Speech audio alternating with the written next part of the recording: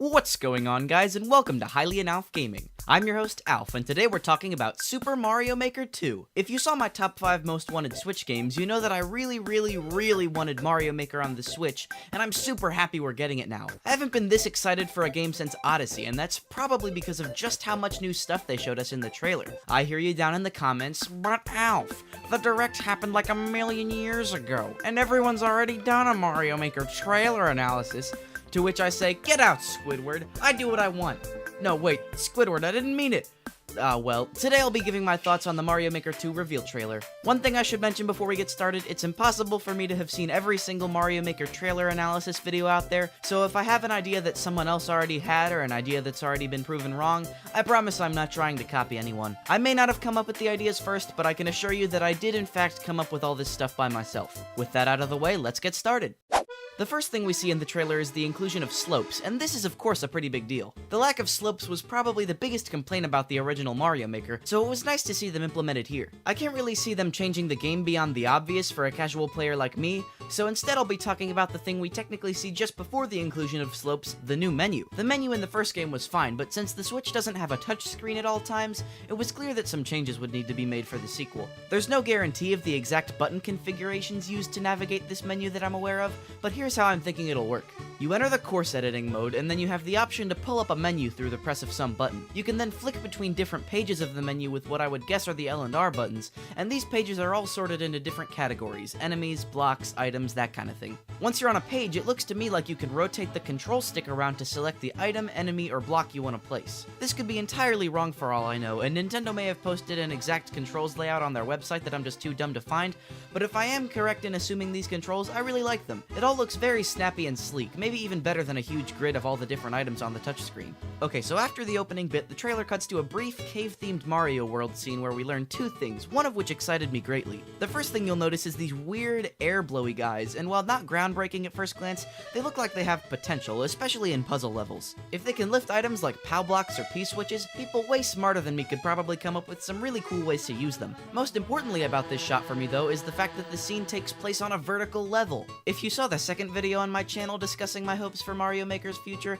I said that I would love it if we got the inclusion of levels that weren't just long and flat, so I'm really excited to get the option to have a vertical level. I'm really hoping there's also an in-between option for a level shape that's just one big square to roam around, but that might be pushing it a bit. Next in the trailer, we see a new theme being used in a Super Mario Bros. 3 level, and also the Angry Sun? I'm pretty darn surprised to see them include an enemy from Mario 3 that was only used in one level, but I guess it's pretty cool. Not sure what would be the practical implications of having the Angry Sun, but it looks interesting. We then cut to a snow-themed Super Mario Bros. Level, which introduces us to the concept of snake blocks. I think that's what they're called. They're blocks that slink around the stage like a snake, and they look pretty cool. Definitely some potential there, maybe for some really cool auto levels, or like the blowy cloud guys from earlier, some P-switch or POW movement. We then cut to a jungle-themed Mario World level, which quite notably shows us the addition of a dynamic water level, as in you can have part of the level be submerged while the rest isn't, and that you can even make the water level move up and down. This looks like it could be super cool and useful, and it's such a big addition in my eyes that I'm having a hard time even picturing what it could be used for.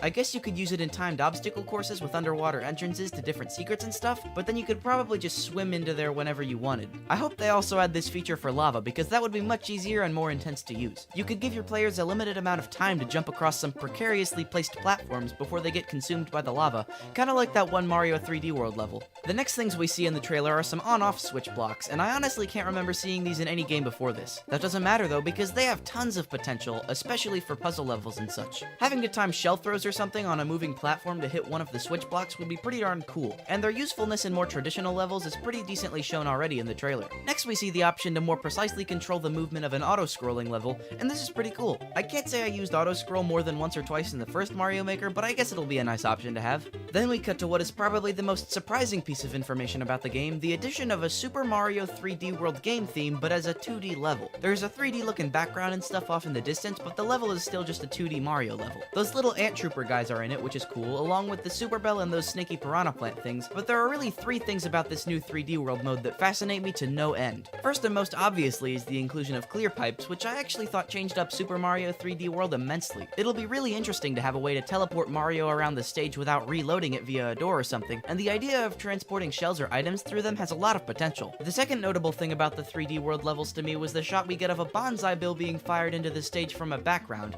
and this could either change things up a ton or not at all. If it's only bullet bills that can do this and they only act as a temporary zone of damage, then it's just a fun little feature. But if the idea is any more complicated than I previously stated, whoo boy, that could mean something. To have certain level features come in from the background and only be physically present at certain times would be insane, and I really hope that's what this actually means. I doubt it though, as that could probably be a little too complex. The last feature of 3D world levels that interests me isn't actually one that was explicitly shown in the trailer. In case you didn't know, in the first Mario Maker game, one of the reasons we only got 4 game themes of levels wasn't just because those are the most recognizable styles of Mario game, but because those 4 games each have distinct sets of mechanics. In the original Super Mario Bros. Theme, you can run and jump, and that's it. In Mario 3, they added the ability to grab and throw things like shells. In Mario World, the possibility of spin jumping to accomplish certain tasks was added, and in New Super Mario Bros. They added ground pounds and wall jumps. I think the reason they added 3D world levels as a theme but not Super Mario Advance or something was because each level theme has to have a different mechanic or movement option for Mario, so that each level theme has a different use. That begs the question though,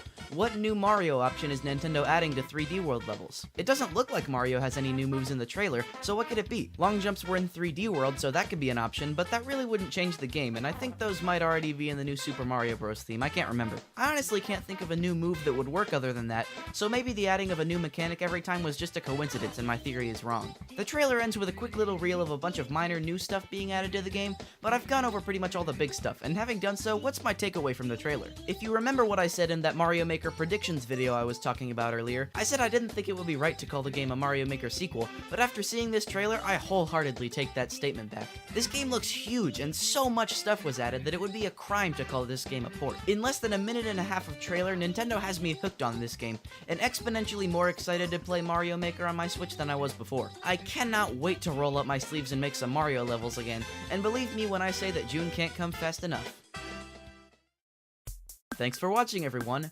This is a relatively different style of video for me, so remember to tell me what you thought of it down in the comments below. Shoutouts to Fuzzuro for making my snazzy new intro. Remember to tell me what you guys think of that down in the comments below as well. Don't forget to like and subscribe if you enjoyed, and have a great day.